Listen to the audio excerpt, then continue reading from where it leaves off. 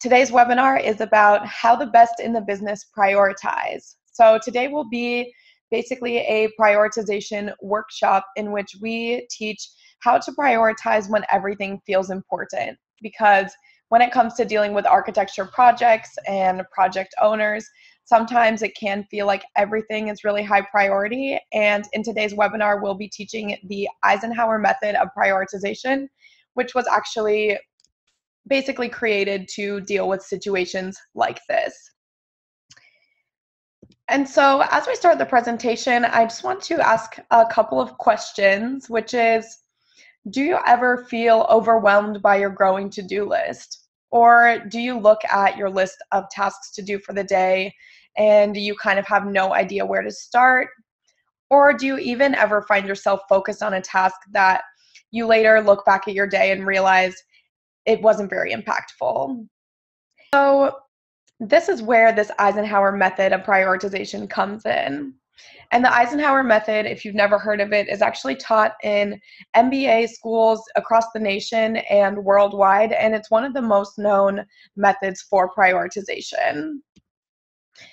And the Eisenhower method spawned from this quote, which is attributed to Dwight Eisenhower. When he was president of the United States, he had so much on his plate, so many different things to deal with it, wars, policy reforms, and even his personal life.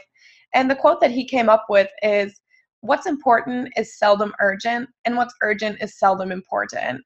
And what he means by this, which we can apply to architecture projects as well, is sometimes things feel really pressing. It feels like we have to do them, but when we dig a little bit deeper and analyze them more, we realize that there may be a more effective use of our time. And prioritization at the end of the day is just all about using your time effectively and figuring out where to focus your energy to make a high impact and make sure the work that you're focusing on is the right work. So this is where the Eisenhower Matrix was born of.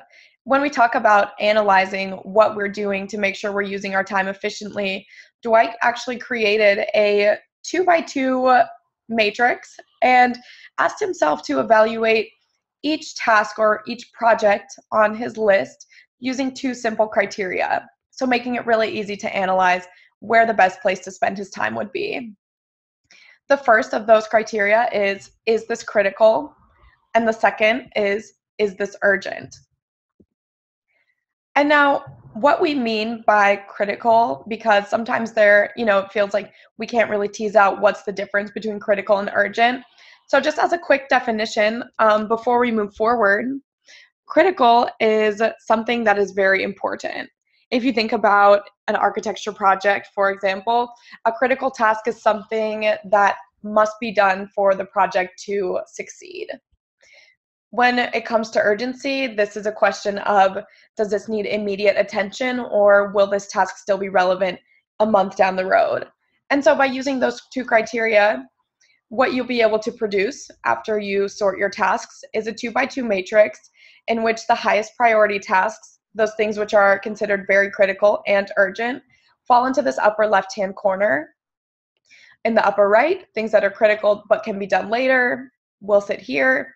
And then the bottom level is lower priority items. And we know that because right off the bat, they're not critical.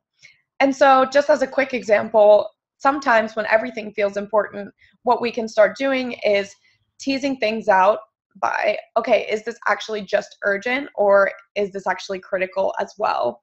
And so when we can identify things that would go in this third quadrant here, things that are not critical but feel urgent, that's how we can prioritize more effectively and make sure we're focusing our time on actually what's critical too.